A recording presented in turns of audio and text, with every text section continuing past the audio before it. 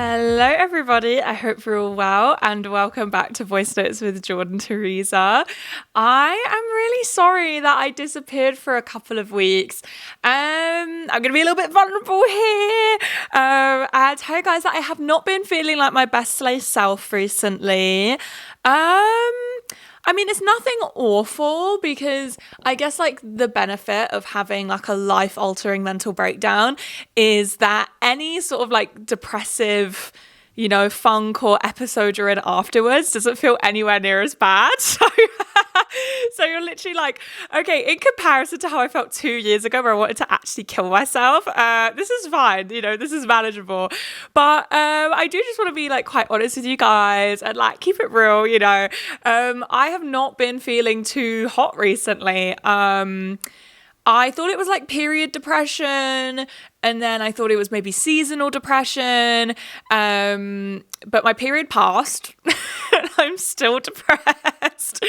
I'm not like depressed, but I just feel a little bit like demotivated and like lethargic and like a little bit down in the dumps. And I don't think it's seasonal either because I have been...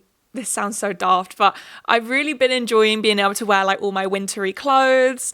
That's something that I always look forward to with the seasons changing, is that I just basically get to wear like a whole different wardrobe. Especially because now I've started putting away all of my other clothes, all of my sort of like off-season clothes in a suitcase. So then I get to get them out next year and it actually feels like I'm getting new clothes. Like, how fun. But yeah, no, basically... I haven't been feeling great, and I think something which is a little bit hard about this is, like, if I'm going to be honest, I feel a little bit manic. Like, I don't feel, and I haven't felt like sort of like manic in like quite a long time, like at least like a year. Like, I just... like usually with like my depressive episodes is that I feel depressed for a couple of weeks and then I get out of it and then I slowly get better and better and better. But like this one has been, I'm not even joking, like the morning being in the best mood ever and then in the evening like crying like and feeling really sad and down. And I think the big thing for me is that I just feel so demotivated, and I think I have like a lot of work on at the moment. If you guys don't know, something about influencers and YouTubers is that January and December are some of the busiest months of the year. A lot of companies want to do brand deals during December because they have December deals on, and then a lot of brands want to do brand deals in January because it's the new year.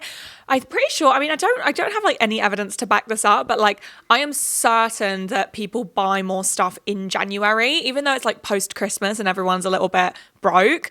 In January it's like the new year, so you're more likely to invest a little bit of money on a new planner or like a new sort of like a Notion type thing, an organization tool, because you're like new year, new me, gym memberships, gym clothes, things like that sort of represent that fresh start. People are more likely to spend money on in the new year. So obviously I've been feeling demotivated anyway and a bit depressed.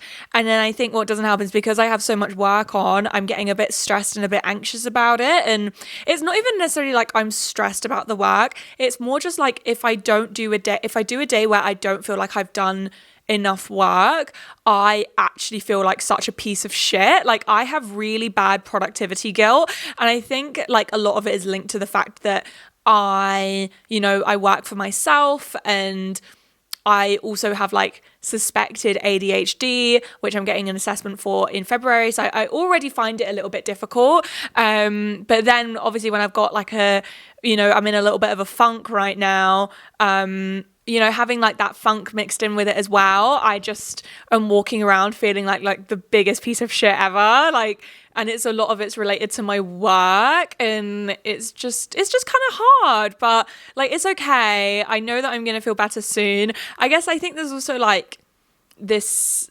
element of shame, like because I don't know, have I been open about it? I feel like I'm pretty open about like my mental health journey, and I've shared on my social medias before, on my TikTok, that I had a really bad mental breakdown like nearly 2 years ago now. And I have come so far since then. Like, it was really bad, guys. Like, I wanted to kill myself. Like, it was crazy. But yeah, no, so, to go from that to like, a version of myself that's like I'm a lot happier, I'm a lot healthier, is something that I take a lot of pride in. So I guess there's almost like this element of shame that like I feel like I'm letting myself down, even though poor mental health and going through funks and depressive episodes and things like that isn't my fault. It's still something which I just, again, it's like guilt. Like I feel like I constantly have like this like guilt weighing on my chest, and it's just really, really hard. But yeah, no, I actually think Lem's coming in and he's actually bought me a pink gin and tonic because I need gin and tonic to just hype. But see, even now I'm sat here talking, like I feel a lot better. Lem's coming in now. Sorry about the door. Hello. Hello. Lem said hi episode. Are you cheersing? Second. Woo! Pink gin and tonic. You got one for yourself as well? Yeah, not two for you. Can't have you getting all drunk and sloppy. Cheers.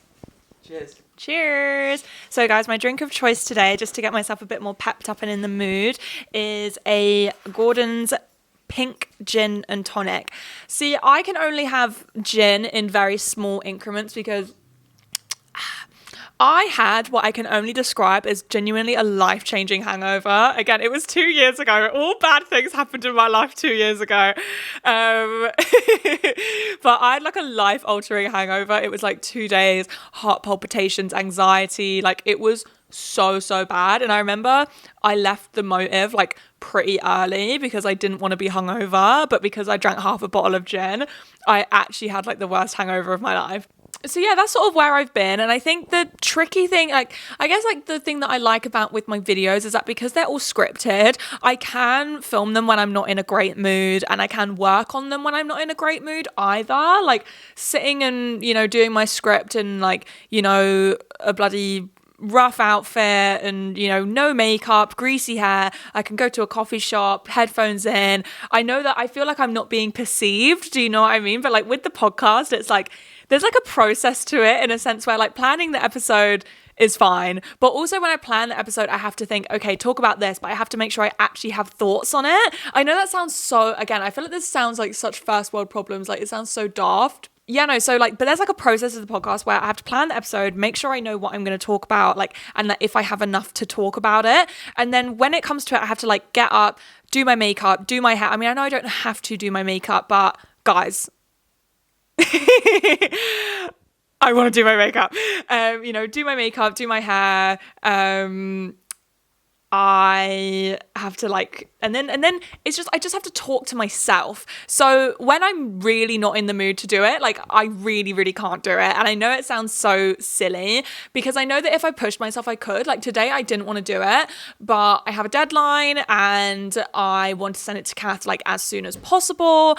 And I have like gotten up, done my makeup. I'm going to a screening today of this movie called Leave the World Behind on Netflix.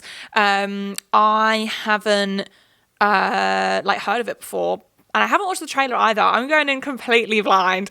But I know that Ethan Hawke is in it. And I know that Mahershala Ali is in it. And I really like him.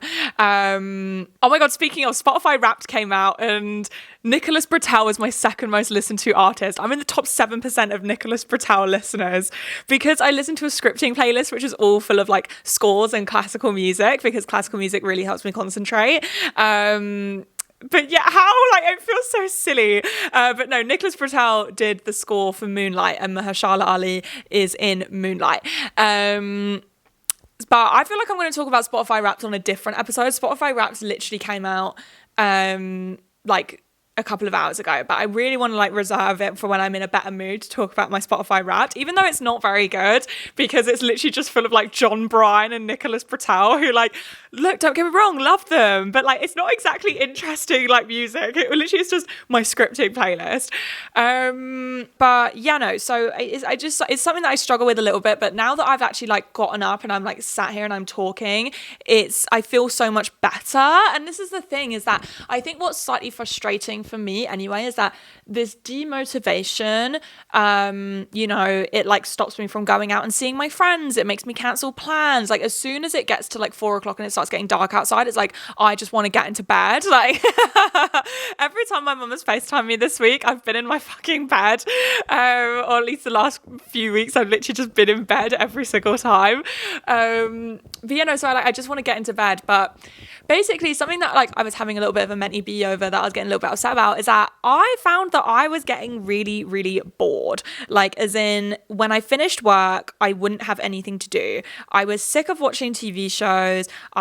And I just found myself, I would just keep on scrolling on my phone, which is like the worst thing ever. Like scrolling on your phone is one of those things where I think someone described it online as like eating chocolate. Like having a little bit of it is really, really good and like really, really fun. Chocolate's so fun, like really, really fun. But if you have too much of it, you start to feel a bit minging. Like I feel like when I scroll on my phone for more than 20 minutes, I feel like a minger, like sorry. So I just found myself like mindlessly scrolling on my phone, and it was making me even more depressed. And I then was sort of having this thing where I was like, why don't I have any hobbies? Like the problem is that when YouTube became my job, YouTube was my hobby. So now it's like I have no hobbies, and I've tried so many things. The hobby that I loved the most was pole, but it was really expensive. But I would love to get started on that again. But yeah, no, like I just really like struggle with like hobbies and things like that. I am learning French, but I haven't done a lesson for the past couple of weeks because I haven't been feeling like my best self. You know, I feel like I try a lot of things and I literally drop them immediately because I don't feel entertained. And I think that's something which I'm finding quite hard because I feel like I just have nothing to do. And I cannot even describe it, guys. When I get bored, like I genuinely cry because like it's just so painful. Like it feels like painful to be bored. But something that I came to the conclusion to actually fairly quickly, did not take me long to come to this conclusion at all, is that I realized that hanging out with my friends and my boyfriend is my hobby. Going out for dinner, popping to the pub, going for a drink, going around someone's house, that is my hobby. I love doing that. I am such a people person. I cannot describe how much of a people person I am. I am literally just extrovert, like 100% extroverted, like to a T. When I'm around other people, it completely and utterly energizes me. And when I'm by myself, I feel depressed. I don't ever really feel like I have to recharge my social battery because I just love being around people so much. And I realized that these things, you know, it may not be seen as a hobby, you know, hanging out with your friends, but it's a hobby to me. It's a hobby to me and I love it. So I'm now, something which I'm doing now to sort of combat my depression and like my sort of like weird funk that I'm in right now, is I'm basically making plans after work. Instead of saving the plans for the weekend, I'm making plans after work. So today I'm going to that screening with Jake, and then tomorrow we're actually filming the Secret Santa for Eleanor's second channel, but then afterwards me and Eleanor have been invited to this really cool Spotify event that we're going to go to, which we're really, really excited about. On Friday, Karis and Lily are coming over and we're going to have our Christmas drinks and dinner, and I'm going to host here. So not only is it a really, really good excuse to sort my shit out and like do all of my chores properly, because I feel like there's a goal I'm actually working towards, but also I am gonna pop out and I'm gonna go to Flying Tiger because there's one like fairly near me, and I'm gonna pick up like candles and like some Christmassy decorations and some fairy lights and make it look really nice and cute. We're not getting a Christmas tree this year because first of all, Boots knocked over that Christmas tree last year so often, but also we're going to be away. We're going to LA on the 22nd. So I don't see all that much of a point in getting a Christmas tree. So I'm just going to like decorate the house with like Christmassy decorations, but not do a tree. But yeah, I feel like I haven't been feeling that Christmassy this year, you know, but to be fair, I went to Eleanor's last week and she had like all the Christmas decorations up, and being at Eleanor's house makes me feel super, super Christmassy. You know, and I think something which is quite good about you know, really prioritizing time to like spend with my friends and making sure I actually like go and do it and follow through with it, even when I am feeling demotivated and tired, is that it makes the things that I feel like are burdensome, like having to watch a TV show, scrolling on my phone, it makes it feel like more enjoyable. Like it gives me more joy because I'm not doing it all of the time. So yeah, I'm just like, I actually see, this is the thing. I was feeling so down in the dumps and sad today. And then as soon as I've popped some makeup on, popped a nice outfit on, sat in front of the camera, started talking to you guys, I feel a lot better, and I'm really, really excited to go out and see Jake today. I was going to say something. Oh yeah. I don't know whether to make a full episode. Oh, I have multiple things to say. First of all, I know my hair is slicked back right now, kind of annoying. So basically, I had all my extensions taken out and my hair is very thick and it's looking pretty healthy, and basically I've been trying to put minimal heat on it as possible, and a lot of the time if I like slather my hair in product, it actually dries like sort of nice and like natural and wavy. Today I had to go to Kilburn and pick up some lamps from Argos. So basically I like left the house with semi-wet hair, and I had my headphones on. I also had a scarf on, so I think that meddled with it, that messed around with my hair, so it like didn't dry right, and it looked really like poofy and bad, like it looked so frizzy, so I decided to just slick it back, and then I think I'm going to rewash it tomorrow. But basically, first of all, I dyed my hair brown. Well, my hairdresser dyed my hair brown. They dyed it like an Albany brown, like an orange toned brown, and I really, really like it. I've been wanting to dye my hair back brown for a while, and I was so sick of the ginger. I'd had ginger hair for a really long time. The shade of ginger that I absolutely loved was when I had the highlights in it, but at the moment I'm trying to go no bleaching so I can grow my actual hair out, guys, and have natural hair and not have to worry about getting extensions anymore. So I think I'm going to keep the brown for the whole of the winter, I think, grow it out. And then I think the color I want to go after brown is I want to go that red shade that Dua Lipa has, because I absolutely love it. I think she looks amazing. And I've had red hair before, but I didn't really like it because I just don't feel like it was the right shade for me. It was like really, really dark. And also something that I linked a lot of, you know, let me talk about my extensions for a second. So let me put my picture and talk down. So basically, if you guys don't know, I have been bleaching my hair since I was 17 years old. And I dyed it red when I was 23. And then I started bleaching it again around a year later. And then I've decided to stop bleaching it again. So when I started bleaching my hair, obviously I wasn't just doing highlights, guys. I was doing full bleach. And it really, really damaged my hair, and it made the ends of my hair extremely thin. And my hair is very, very thick. I have very thick hair, but the bleach made it so thin and damaged. So I started getting these like microlink extensions, which is basically extensions which are fused with like a metal tube, and they like squeeze it down and then it's stuck to your hair.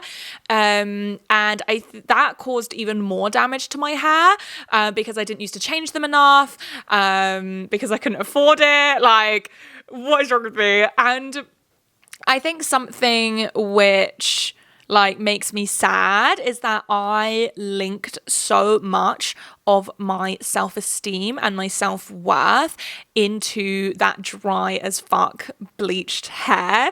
I think I've spoken a little bit about, have I? I don't know. Basically, I used to have extremely low self-esteem when I was younger. I was actually called ugly. I was called ugly multiple occasions. Like, I was called ugly not super often, but I was called ugly enough for me to remember it. Do you know what I mean? Like, if someone was going to insult me, I was called ugly. I was called ugly to my face, behind my back, and that gave me like a major complex because when I was 16 and 15, 16, I was never insecure about the way that I looked. And all of a sudden, I became really, really insecure about the way that I looked. And I started bleaching my hair because, you know, when I was blonde, I felt prettier.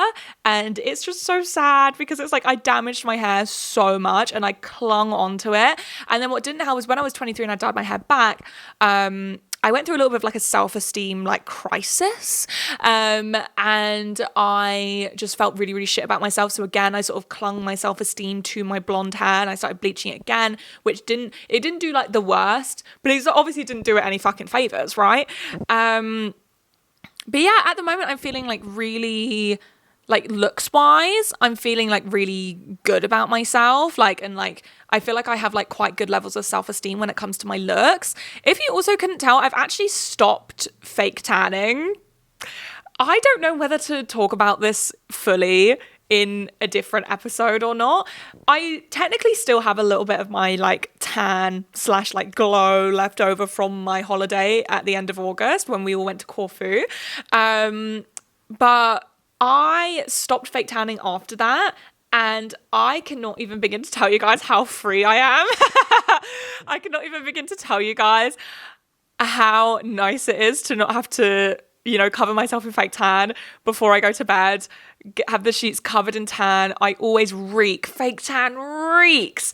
And I just like feel so free. And also I think something which I've actually found a makeup routine that suits my more fairer complexion. Something that I found really, really interesting, I actually found this out on TikTok, shock, is that with fake tan, people that fake tan regularly, they struggle to do their makeup when they don't have fake tan on, because your makeup genuinely looks completely different when your face is a different shade. And I'm not talking about things like foundation, like obviously. I'm talking about things like your contour shade, your blusher, your lipstick, things like this. They look, when you wear fake tan, your face can take heavier makeup because there's less contrast. So something which I've noticed, and I feel like I sound like a bitch. I feel like I sound like a bitch when I say this, but something which I've noticed is that a lot of like the UK beauty gurus, like TikTok makeup girlies, wear so much fake tan and again, I feel like this is something that I've realized in hindsight now that I'm not fake tanning, is how orange fake tan looks. Like I look back on some of the old pictures of myself and I was really like, the shade didn't suit me at all. But yeah, that's what I've noticed about a lot of like the TikTok makeup girlies, is they all wear loads of fake tan because it can take heavier makeup. But yeah, maybe I'll talk about my ending my fake tan journey in a different episode, because honestly I feel so much better for it, and I actually feel like it was a long process, but I actually feel like I suit my skin tone. Shock. I suit my fair complexion so much more than I did when I used to put fake tan on. So shall we do TV show I'm watching, song I'm listening to, book I'm reading? So TV show I'm watching, I decided to rewatch the first 2 seasons of Misfits. What a show. I have not watched Misfits since I was 16. Misfits was my favorite show when I was 16. And honestly, it's back on my top 5 shows. My top 5 shows are Breaking Bad, BoJack Horseman, Succession, Misfits, and Girls. Those are my, what a top, Lem, yeah. Did you hear that? Did you hear my top 5 favourite shows? Misfits and Girls and Breaking Bad and something else? BoJack Horseman, yeah, and Succession. Yeah, that's good. Is that a good lineup? What about the show with all the kids and they're poor? Huh? The show with all the kids and they're poor, and that girl, she wears the jeans. She has to look after her brothers and sisters because her dad's drunk. Oh.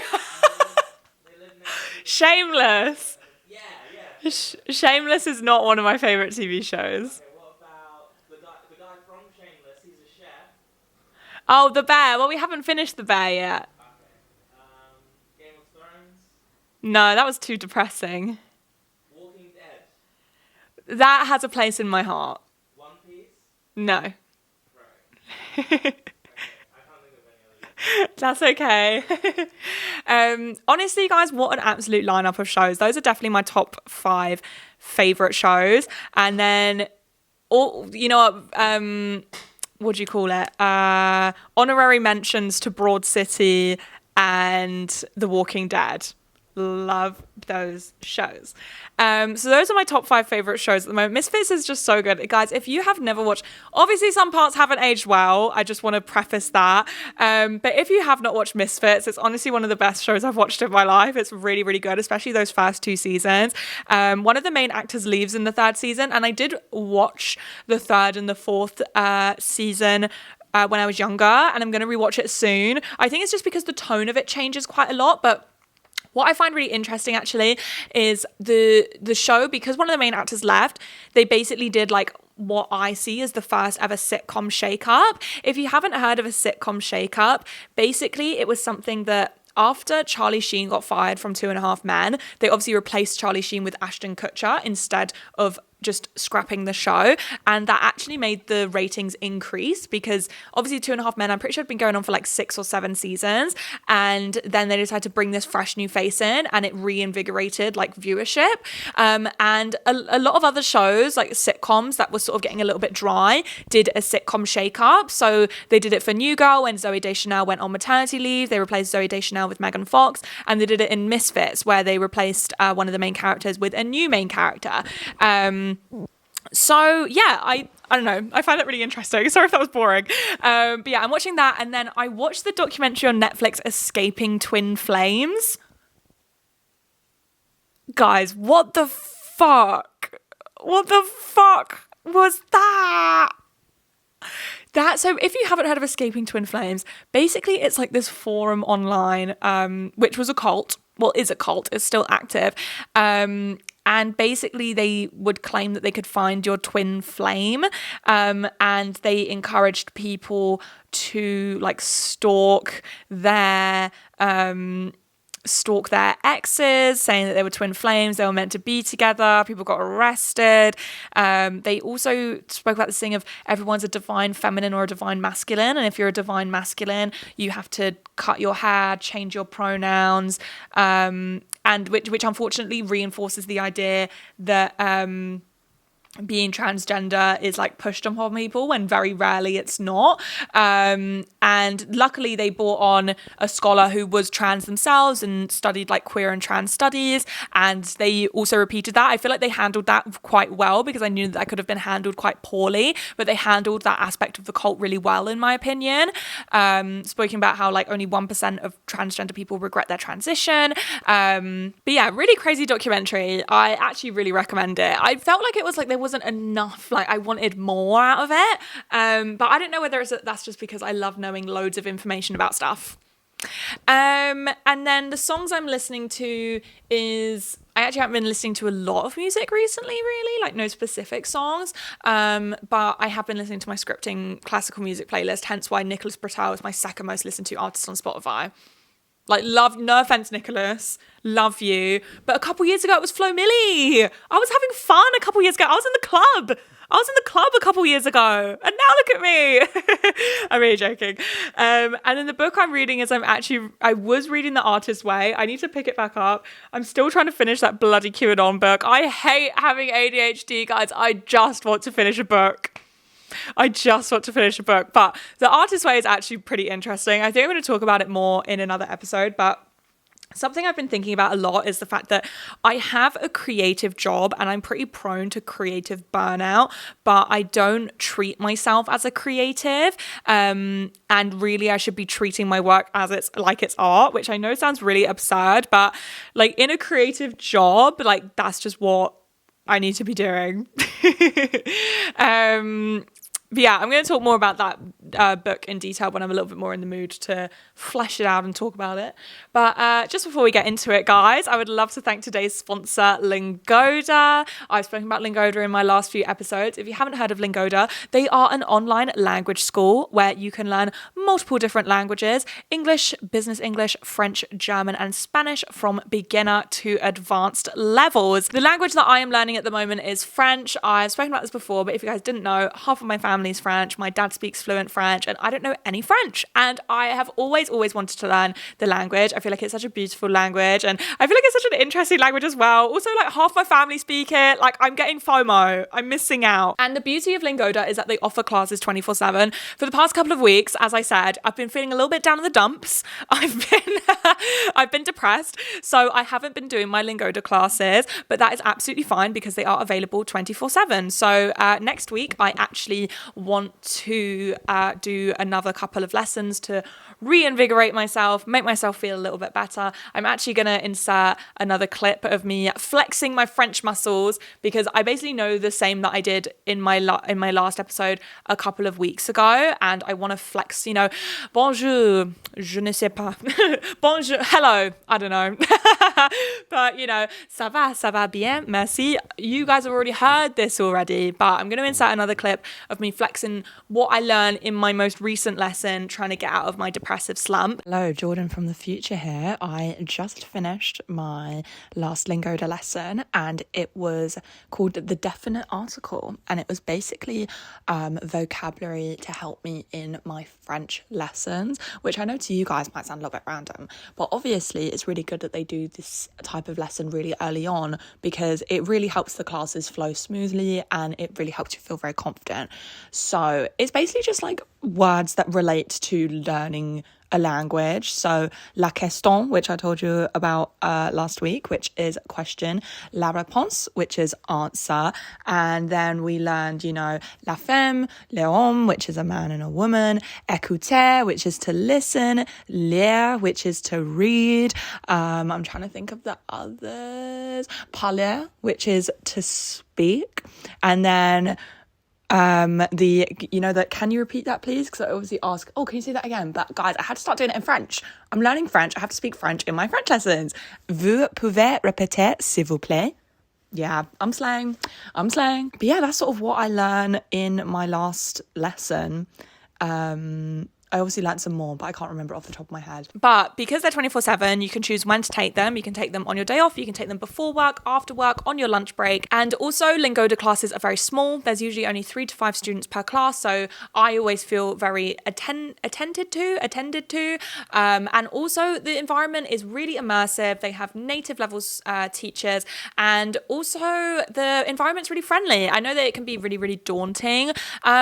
Learning a new language and just doing something new in general, but I've had nothing but positive experiences in my Lingoda classes, and especially with Lingoda teachers. They're always so friendly and nice. You can also look at your Lingoda notes after your lessons at any time, which is what I do a lot. One of my teachers told me that the best way to learn French and just learn a language in general is to look at your notes the day after, 3 days after, and then 6 days after, and that should cement it in your brain even more. And you can also look at your lesson notes like as the teacher annotated them as the lesson is going along. Lingoda's flexibility makes it so you can take lessons at any pace that you wish. If you want to go a little bit faster, if you want to go a little bit slow and steady, which is what I'm doing, but it doesn't mean that I'm not making good progress. And again, I've had a break for the last couple of weeks because I've been feeling down in the dumps, and my lessons will be right there, ready to pick up when I feel ready to get back into it. Another thing that really stands out to me about Lingoda is their sprint challenges. If you haven't heard of a sprint challenge before, it's a 60-day intensive course designed to get students into the habit of learning a new language every single day. Learning a language every single day consistently not only improves your the pace in which you learn the language and you get really, really quick progress, but also it improves the way that you speak the language as well, and it really improves your confidence with the language too. If you successfully complete your sprint challenge by attending all of the classes, you can get 50% cashback or Lingoda class credits, which are worth an equivalent value of 100% cashback. Lingoda offers the regular sprint challenge, which is taking 30 lessons in 60 days, and upon successful completion, you'll get 50% cashback or 30 class credits, and also the super sprint challenge, which is 60 lessons in 60 days, and upon successful completion, you will get 50% cashback or 60 class credits. The Lingoda Sprint Challenge begins on the 27th of December. And not only that, but Lingoda have very kindly given me a discount code to share with you guys. If you use 20 voice notes in all capitals, that is 20 VOICENOTES in all capitals, 20 voice notes. Gonna say that again, 20 voice notes, you will get €20 discount or $25 discount. Thank you again, Lingoda, for sponsoring today's episode, and let's get into it. I'm not going to lie to you guys, the main topic of today's episode, it feels rogue. I just want to say that this feels extreme. I mean, it's not really random, it's about pop culture, but this would make more sense if it was mixed in with something else. But I wanted to make an entire episode about the whole like Matt Rife controversy and like the rise of influencer comedians and male comedians, manosphere comedians. And I wanted to talk more about that in a different episode and go a little bit more in depth there. Today, we're just going to take it easy and we're going to talk about Tate McRae. If you haven't been on Twitter, or at least on my timeline anyway, my timeline has, well, at least a couple of weeks ago, it was slightly inundated with people tweeting about Tate McRae. Tate McRae is a Canadian singer and dancer. And she was recently, I think it was on SNL or like Jimmy Fallon, one of those, you know, nightly American shows she performed. And a lot of people were like, who the hell is Tate McRae? People saying like, I've literally never heard of this girl in my life. And all of a sudden she's everywhere. People saying that she's an industry plant, that the industry is pushing her so much. What other things were people saying about Tate McRae? I think that was it. It was mostly along the lines of, who the hell is this? I've never heard of this girl in my life. And she's an industry plant. And I found this all really, really interesting. I find people's, I guess, attitudes towards alleged industry plants absolutely fascinating, as I find most things. But I decided to do a little bit of research into Tate McRae. First of all, Tate McRae is her real name. I thought that Tate McRae was going to be a stage name, but it's actually her real name. She's 20 years old and she is a Canadian singer and dancer. She has over 2 million followers on Instagram and she has over 52 million monthly listeners on Spotify. Now, this may baffle you if you've never heard of Tate McRae before, but she has more monthly listeners than Beyonce. And I think that was something which took a lot of people by surprise. It took Twitter by storm. But I think something to consider is that Tate McRae, I'm pretty sure she recently released she's releasing an album soon and she just recently released singles. So I feel like monthly listeners, they do vary based on like when people release things. You know, Beyonce released Renaissance over a year ago. Yeah, God, wasn't Renaissance 2 years ago nearly? Beyonce released Renaissance like over a year ago. So I feel like her monthly listeners are going to be lower than someone who's releasing brand new music. I don't know, maybe I'm wrong. But yeah, no, so this was really like rattling people. But her most popular song, You Broke Me First, has over 1 billion streams, which is absolutely nuts. And I listened to some of her music. Sorry if I'm like all over the place. I listened to some of her music and I will say that she has a very distinct voice and like a very distinct sound. A lot of her songs sound of like, I'm trying to describe it. Like, I feel like I'd hear her songs in heaven. If you don't know what heaven is, it's like a gay nightclub in London. I feel like I'd hear a lot of her songs in like the pop room at heaven. Which isn't a diss, by the way. But yeah, I feel like I'd hear a lot of her songs at like Be It One, maybe, All Bar One. I recognize some of her songs from TikTok. That's where I recognize the song. So her song that I recognize, it was Greedy. It was, how does it go? It's like, I'm by myself, can't say you want me, anybody else, me say I'm greedy. I got those lyrics wrong. But when you listen, see, this is the thing, you may never have heard of her name, but when you listen to her music, I can probably put money on it that you'll recognize it. I recognize 10:35 from The Club. That's another song. It goes 10:35 and arms around me, 'cause I'm drowning. And I'm going to keep it real. My honest review of her music is that I know that I am not the intended audience for it. It's very poppy. Like, it feels like very like heavy pop music. But I do actually think her music's really good. Like, it's not for me, but I can like objectively hear that her music is good. She has a very distinct sound, a very distinct voice, which I can imagine makes her extremely marketable. Also, she's extremely beautiful, and she's a very, very good dancer. From what I saw on I think it was like SNL or Jimmy Fallon, she's a very, very good dancer, and she's a very good performer, and I think that's really valuable. But even when she was dancing her ass off, people were hating on her, and I'm like, I've become a Tate McRae defender. I would say that her music is the type of music that they would play if you worked in retail, but I do feel like her music is like more elevated than just typical retail pop. So she recently performed on either SNL or Jimmy Fallon, and to be fair, in all fairness to the people that were like, who is this? It does seem like Tate McRae has come out of nowhere. But so like hence why so many people are accusing her of being an industry plant. If you don't know what industry plant is, there's actually not really an official term for an industry plant.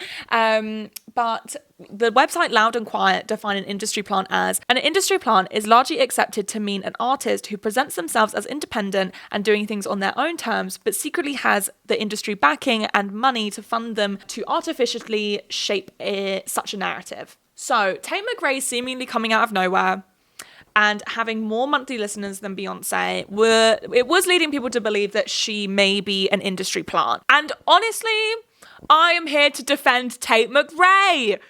That's bestie. I didn't even listen to her music, but I'm here to defend Tate McRae. So firstly, I sort of want to preface it by saying that no one really knows what an industry plant is.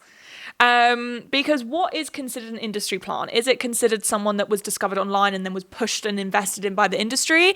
Is it considered someone who was, an executive's child who was picked up and pushed by the industry? Is it considered someone who is trying to paint themselves as like indie and like an independent artist, but has actually got a lot of industry backing? What is an industry plant? Do you know what I mean? I actually made a YouTube video about industry plants like 3 years ago, but I think I'm going to delete it because I feel like I was chatting like absolute shit in that video. Tate McRae was actually discovered similarly to how loads of artists are discovered these days. She was discovered online. So a lot of young artists were discovered online. Justin Bieber was discovered online. Shawn Mendes, The Weeknd, Lil Nas X, Alessia Cara. They were all discovered through social media. Most of them were discovered through YouTube, for uploading like cover videos and original songs on YouTube. So I'm pretty sure it was definitely Justin Bieber, right? He had multiple videos of himself singing go viral, and then the industry basically discovered him and decided to put a load of money into him, released his debut singles, which had like these really cool music videos. They paired him up with already very successful artists to collaborate with, but no one's calling Justin Bieber an industry plant, right? So Tate McRae was a very successful dancer before she was a singer. She was the first ever Canadian finalist on the American TV show So You Think You Can Dance.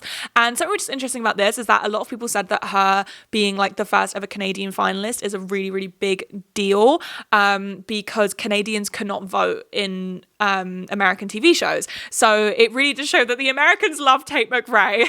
And she came third place. She was awarded a 2-week scholarship at Berlin State Ballet. She performed at a Justin Bieber concert. She performed on the Ellen DeGeneres show twice. She performed with Demi Lovato at the American Music Awards. By the way, I'm talking about her dancing, not her singing. She choreographed and danced in the Just Say When music video by the American rock band Nothing More. Tate McRae had been uploading dance videos on her YouTube channel since 2011, but in 2017, she began a series called Create with Tate, where she would showcase her original songs. And the first song of the series, One Day, she wrote that when she was 14, by the way, attracted over 39 million views. And she ended up releasing the song as an independent single, where it went certified gold in Canada and would be the first certification of her career. So, sorry, this is homegrown, right? Like, am I crazy? How could she be in industry? Anyways, so from 2017 to 2019, McRae continued to upload and release independent songs as a part of her Create with Tate series. Notable songs include Dear Ex-Best Friend, which has over 40 million views on YouTube, and Dear Parents, with over 20 million views on YouTube. And she was actually named by YouTube as one of their stars on the rise. And so she got discovered through the industry through that. And then obviously they're investing money in her and pushing her, and then they're pushing her out even more because she is doing so well. Like, she has over 50 million monthly listeners on Spotify. Her most popular song has over 1 billion streams on Spotify. So cut it out with calling Tate McRae an industry plant because she's not. She's not. She's actually, it was like authentically discovered, it sounds like, and then she's being invested in by the industry because she's proven to be successful. Here I am defending Tate McRae. Love you, queen. I don't know. I feel like she's not trying to paint herself as like independent. Like obviously she's getting so much industry backing, but that's because it's seemingly like she is a homegrown artist and she's clearly worked very, very hard to get to where she is.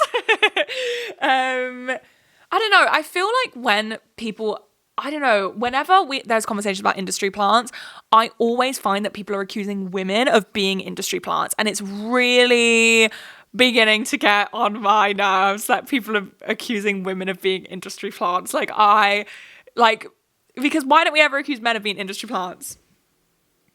Huh? You know, I think I can understand having conversations about industry plants when it comes to like people posting TikToks of themselves like, hey, my name is blah, blah, blah, blah, and I'm a singer, and this is my debut song, and I want to be discovered, but, like, there's, like, suspicions that they have industry backing. Like, that's tea. Like, I get that. That's tea. But Tate McRae isn't that. But yeah, so that was the main topic of today's video. I think what I want to finish this episode off on is, I know that a few of you guys were asking about the Agony Aunts. I am so sorry. Let me plug my laptop in. Actually, my laptop's about to die. 1 second. So, a few of you guys were asking... Oh, God, it's on the wrong bloody email. No. Oh, never mind, found it. So, a few of you guys were asking what happened to the Agony Aunt segment, and I'm going to keep it real with you guys. I forgot. I'm really, really sorry. I forgot. Also, whoever decided to sign me up to a supporting Israel email, you are going to hell. It won't even let me unsubscribe from it. So I keep getting supporting Israel emails. I'm assuming this is because I've been very vocal on my Instagram about my support for Palestine and Palestinian liberation, and I've been going to protests and stuff and posting about it on Instagram, and obviously someone decided to react by signing the Voicenotes Fix My Life Gmail up to a supporting Israel email alert. So thanks for that. But the first thing I want to tell you guys is that we have our first ever update. So if you guys listen to my episode with Jack, this is an update of that Agony Aunt, where this girl let me know that her boyfriend isn't very, doesn't like let her know with words how he feels about her, and it was beginning to upset her. So I actually have an update here. And by the way, guys, if I do answer your problems, make sure you send me an update on voicenotesfixmylife@gmail.com. And if you do have a problem, make sure you email voicenotesfixmylife@gmail.com. So let's read it out. Hey Jordan, thank you very much for your response on my problem. I just heard your recent episode and figured I owe you the update now, haha. Well, firstly, I really appreciated and resonated with what you said about cold feet and how it's normal. I didn't really see it at the time of writing, but that's where a lot of it was coming from. But even still, with issues were there and had to be addressed. So after listening, I spoke with him. I told him, I know you've discussed how I need to be more affectionate/romantic outside of the bedroom, but I wanted to reiterate how this is something I don't want to waver in my life, and I don't want to lose us because I don't feel fulfilled romantically. We spoke about love languages. Obviously, mine is words of affirmation / physical touch, and we figured out his is acts of service. When I said he showed he loved me every day, I was referring to him making my lunch every day, plugging my phone in after I've fallen asleep, picking up my favorite drink on his way home. Yes, he's lovely.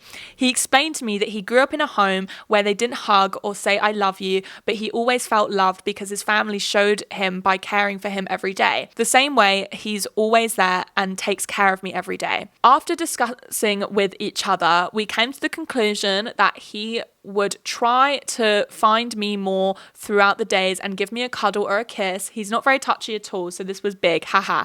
And I realized that I need to step up a bit too. Clearly smothering him all day isn't how he sees love. So lately I've been taking a step back and trying to take care of him more too. It helped to hear you, a very empathetic, kind, loving person from what I've seen. Thank you. Also finding it hard to outright show your love for Lem. It surprised me. It made me realize that like people are genuinely just built different and that it's not bad or wrong. Some people in this world just don't feel the need or comfortable being all touchy and mushy the same way I do. I think my ego saw it as though he didn't physically or romantically want me, and it's good not to feel that way lately. In conclusion, since our conversation, he has not changed in nature, but I see that he is trying to show up for me in that way and we are more understanding with each other. It's been quite nice actually. So thank you and Jack for helping me navigate this a bit because it's been a lingering issue, but since our chat, I feel a lot more fulfilled and understood, and I think so does he. P.S. I can't tell you how strange it was doing my thing, listening to one of my fave pods and then slowly realizing you are reading my words. Like, wait, is this fucking play about us? Little surreal. Okay, enough blabbering. I adore you and your content and thank you for always entertaining me. You're welcome. I am so glad that it sorted itself out and I hope that things go well between you and your boyfriend. I know that like I actually relate to your boyfriend so hard because similarly to your boyfriend, I came from a family where we didn't really show any physical affection to each other. We don't talk about our feelings or anything like that. So I really, really do struggle to, you know, like for example, like writing a Valentine's card. I'll literally write like, love you, Jordan. Like, do you know what I mean? Like it's something that I really, really struggle with. So I genuinely empathize with your boyfriend. But again, my love language, like I can't really do like words of affirmation and I'm not very good at giving compliments, but I am like very cuddly and, I love getting him gifts and things like that. But yeah, I'm really, really glad things are good. And if you have another problem in your relationship, send it through. So, okay. This is the agony aunt that we are answering today. And I just want to say to this person, if you want to send me an update, make sure you send it through because I would love to start out every agony aunt segment with an update. Obviously, I know we've got a backlog because I didn't do the agony aunt for like 3 weeks. My fault. So here we've got, hi Jordan, firstly just want to say how much I love you and your channel. Thank you. Also, Ari, the last Voicenotes episode, I just want to send support and tell you that you made me cry too. I read Laura Bates' book Men Who Hate Women per your recommendation over the summer and was absolutely amazed and horrified. It's so brilliant and thank you for the recommendation. No problem at all. Okay, Ari, my problem. I'm 26 and my younger sister is my absolute best friend. She's 24 and lives in London while I'm still up north. I adore her, but I really don't like her boyfriend. They've been together for a couple of years and they live together and she really views him as her forever partner, but I'm really not keen on him. And my parents aren't either. It's just, firstly, he got with her by cheating on his long-term girlfriend to be with her, and so I don't trust him that much. He would probably do it again. But also, my sister adores him and can't seem to realize that other people don't. It's to the point where she has invited him on several family holidays and to a concert the two of us had tickets for next year. Is there any way I can talk to her nicely about not liking him? It's not that I want the two of them to split up because I can tell she's really happy with him. I just want to say that I don't want to see him as much as she does. Plus, I think she should be more careful about him because of the whole start. Basically, how do I ask her nicely to stop inviting him to things? Thank you, Jordan. Sent from my iPad. Okay, so this is definitely an interesting one, and this is definitely a topic I find interesting already. I find the whole, what do you do when you don't like your sister, your best friend, your friend's partner? So, I am actually gonna come at this from the stance of low-key being in defense of the boyfriend. So, I understand that cheating is bad. I get it. Cheating is bad. But a part of me does think that I do feel like sometimes cheating isn't acceptable, but sometimes cheating, I'm trying to explain it because I have been cheated on before, by the way, guys. Like, it's not like I've never been cheated on before and I don't know the pain. I do. But sometimes cheating doesn't make someone a bad person. And I think this, again, if you find out that he's cheated on all of his partners, that's an absolute red flag.